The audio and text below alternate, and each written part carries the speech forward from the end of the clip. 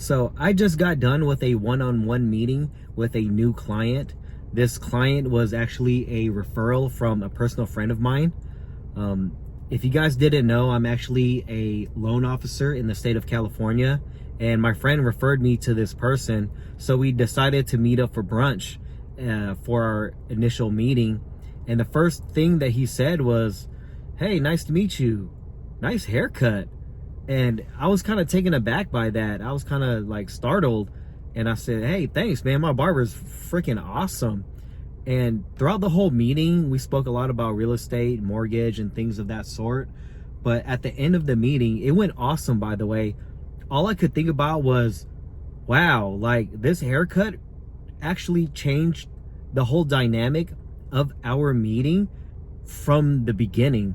So I just definitely had to go to my car and just kind of break down how a haircut could actually be very, very beneficial, especially, you know, in my industry, real estate and mortgage, where there's a lot of face-to-face meetings all the time.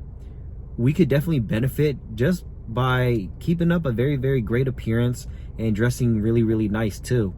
Let's face it, these days, your first initial impression matters the most.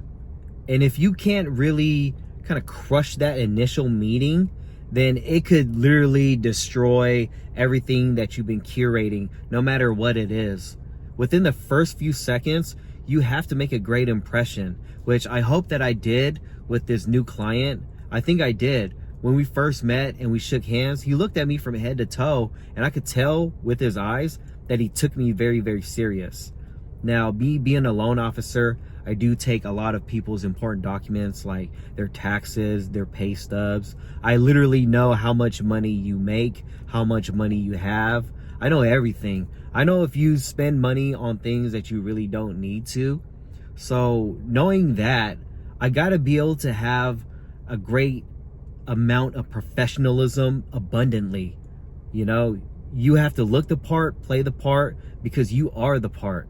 If I'm going to be asking this person, show me the money on paper, I'm trying to get you a loan for a home, which in California could be anywhere between $400,000 or $500,000 and up. There's a lot of important documents that I need, and I'm really not trying to give a bad impression. I think about it like this. I'm also a barber. If I want to attract a higher end clientele, then my hair has to look really, really good too. If that's the clientele that I want to attract, I don't want people to look at me and say, "Hey, you know what? I don't think he's that good," simply because if he's a barber, his hair is messed up. I need people to trust me. I need to be known as a reliable person for my service. So why not just look the part? The more professional that you look, the more people have trust in your advice in any profession. If I was doing your taxes, you would want me to look like as if I did your taxes. Now, if I look like I'm going out for a jog with some sweats and a tank top, I really don't think that anybody would take me serious enough, unless I was really established and people just knew me like that, and they knew like, hey, maybe it's just an off day, maybe it's a gym day, and he just wants to hit a couple push-ups and then do my taxes. But for the most part, most of us that are meeting people for the first time, we're gonna have to have the total package. Your haircut, your clothes are nice, you smell good. You don't want to smell terrible. That will give off a bad impression. And ultimately, what we're trying to do is increase, our value and our worth. And we're trying to make more money, right? Looking and dressing appropriate really does boost up your confidence. It definitely boosts mine. I gotta have confidence when I'm making these like very, very big deals or pitching these very, very big deals, because there's a lot of money on the line, and people have to vibe with the fact that you know what you're doing. That vibe literally seeps through your body language, and it becomes like real. That vibe, a lot of people can't pick up that vibe, especially women.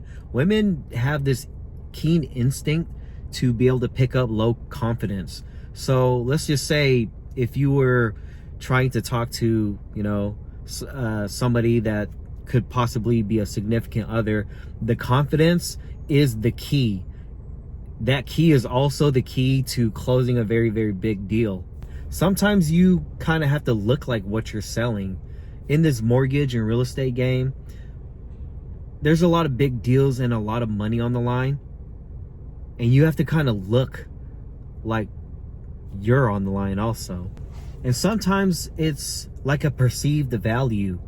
Your confidence, you know, the way you look and the way you dress, there is a justified price for what you're asking sometimes. Your appearance needs to align with the value of your product, you know?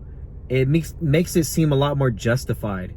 If you're asking somebody for a higher end type of closing, I'm asking you to sign on the dotted line to purchase a $500,000 house, then me dressing nice kind of justifies that price, right? As opposed to somebody who doesn't look the part.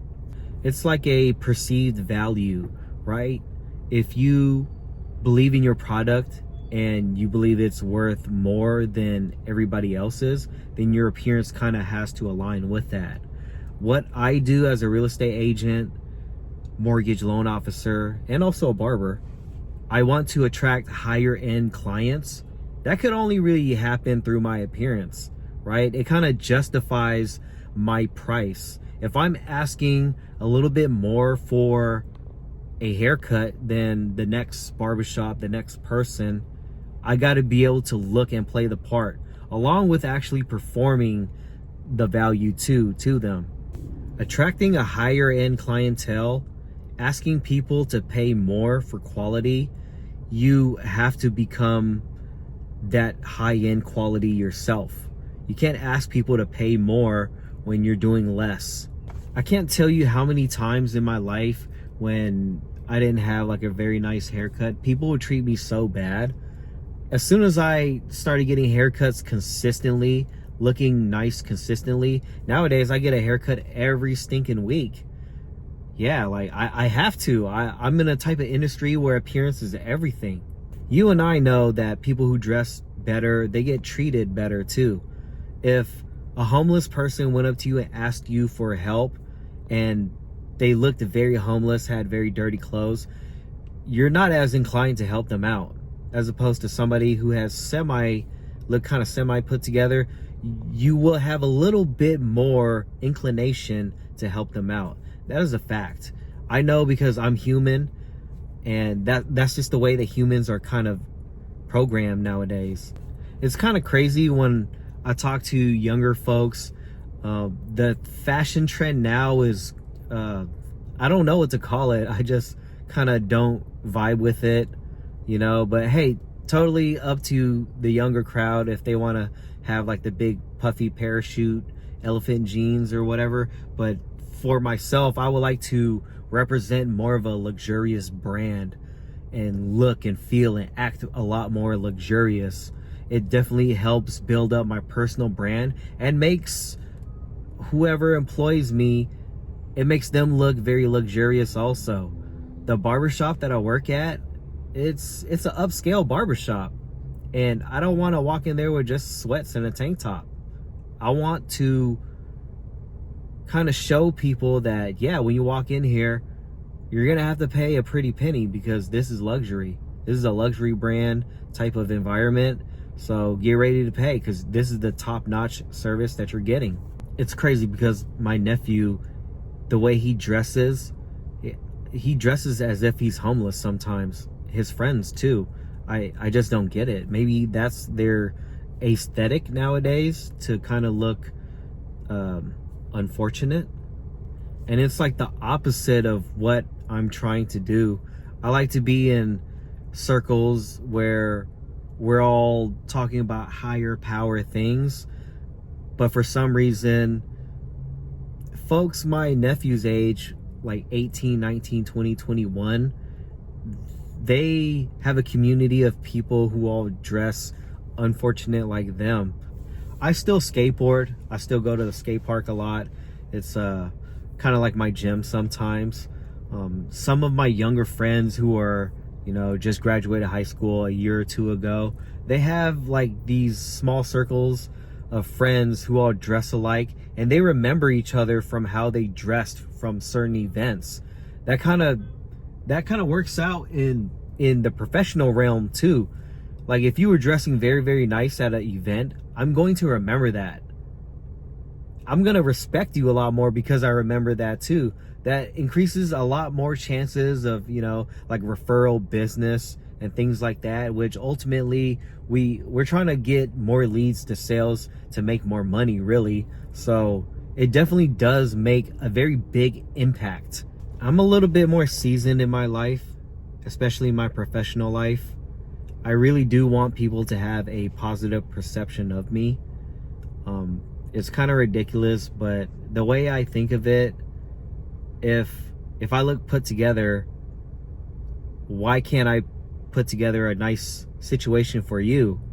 If I'm not put together, I think people subconsciously think, if you can't even put on a decent outfit, how can you put together my situation? You can't even put together a decent outfit, which is kind of ridiculous, but every little detail kind of matters in sales or pitching somebody, you know, for whatever product that you're pitching. If any one of y'all have ever been in sales, you are taught how to get over objections, because in sales, it's all about getting over objections. Now, what you don't want to do is give them easy objections that they can hold on to, you know, like the way you dress. If they don't like the way you dress, that's like an easy out for them. You know, what you want to do is give them 0 objections. This person looks good, talks good, smells good. The value of the product is up there. I believe it. They're wholeheartedly bought in. You don't want one little thing to kind of mess up that whole process, which, you know, depending on the person, it could be, you know, as little as your breath stinks. Man, that will suck, actually. All these things put together, it will definitely make you stand out from the rest. Let's just say, for example, if there's 10 salesmen, you are one of the 10 salesmen. The other 9, they won't even consider the other 9 if you have the least amount of those negative connotations. I wholeheartedly believe that. I live it. I've seen it done. I've done it. And it's definitely helped me out further my career in whatever it is I do, whether it's cutting hair in a barbershop, real estate, mortgage, it doesn't matter. What you want to do is stand out positively. That all kind of started today in this meeting with this haircut. So shouts out to my barber. If you guys really, really like these types of videos, what I talk about is like more millennial economics, really, then, you know, just stay tuned. There's a lot more of these like jewels that I haven't really seen a lot of people talk about, but I kind of point them out, and they really do help out life. Me personally, they've helped out a lot, and I wouldn't tell you guys something that wouldn't help you. What I want everybody to do is just make a lot of money, build yourself a lot better future for you, for your family, whatever it is you're trying to do. So I hope you guys liked it, and stay tuned for the next one.